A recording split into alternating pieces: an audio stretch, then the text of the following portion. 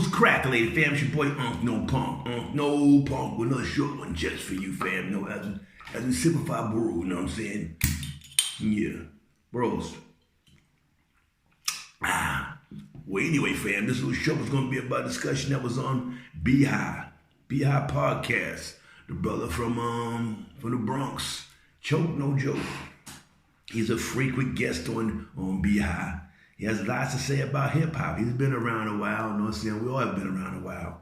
But the question was, or the discussion was, who was better?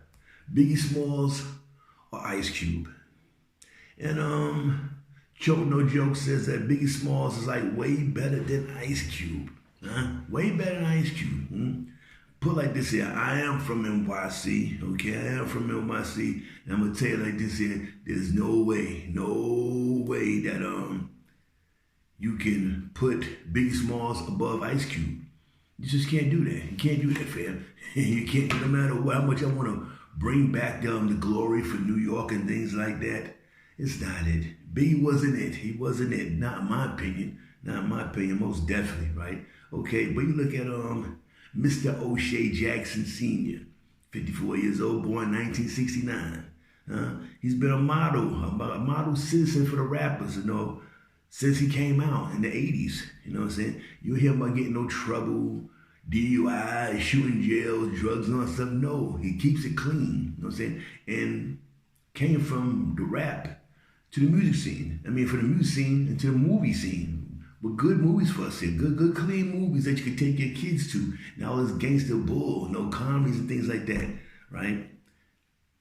If you want to compare their work, Ice Cube and Biggie Smalls, there's no comparison. There's no comparison. If you look at Biggie Smalls, Biggie, 1994 he made on Ready to Die. Ready to Die, his first album. That album didn't kick off. It took a while for it to kick off, you know what I'm saying? It took a while, I think. One time, I think Craig Mack had to do something to try to boost him up. It wasn't going the way they wanted to. Back in them days, they had money, so these record companies, they'll drop me $50,000 and buy their artist's album or their work, so it can go up. They're like, oh yeah, look at him, he's doing this here. Like I say, 1994, he had Ready to Die, which it did good, but it took a while to do something. You know what I'm saying? Then the second one, Life After Death. I think that was a double CD, I do believe, right? I believe, double CD. Anyway, he ain't even lived to see that one come out. So he didn't get no kind of, let's say, royalties or fame or nothing. He didn't get nothing out of it, right? So how can you say that this dude is better than Ice Cube? Well, Ice Cube got so many albums. I'm saying, I just gave you 2 albums of Biggie Smalls. 2 albums, that was it, right? But you look at Ice Cube, all the work he got there. NWA, straight out of Compton.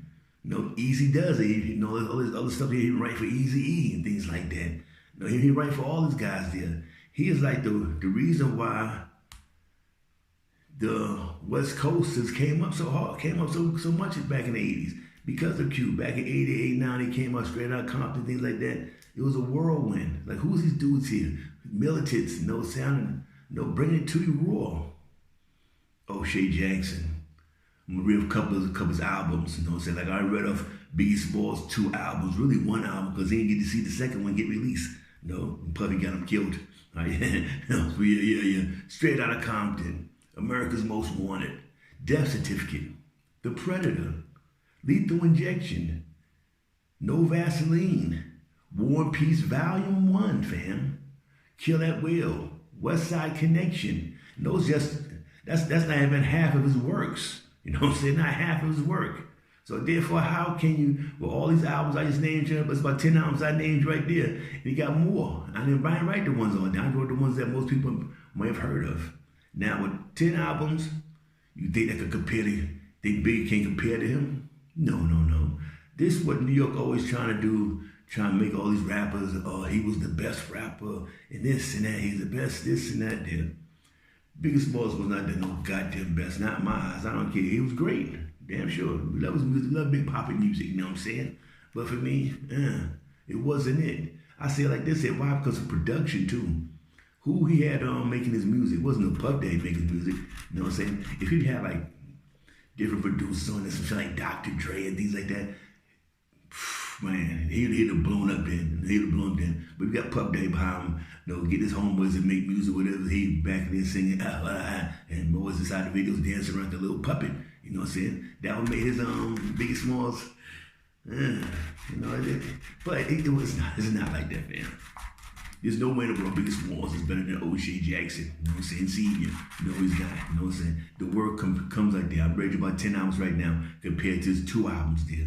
It's not hitting it, fam. It's not hitting. It's not like every song that Biggie was some super duper hit. He was being pushed. Why? Because that Tupac stuff and that West Coast stuff, they had to push it because New York ain't had nothing. Tupac, he denounced the East Coast really, and he's like, I'm on West Side throwing up dubs. Me from New York. You know what I'm saying? That was some funny shit to me right there, right? But anyway, nowhere in the world, Biggie Small is better than O'Shea Jackson, Ice Cube. Ice Cube was put down.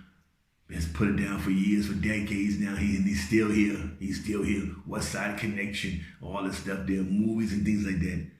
When it comes to O'Shea Jackson, Ice Cube, and Biggie Smalls, there is no comparison. Ice Cube is on top, and I'm out for peace.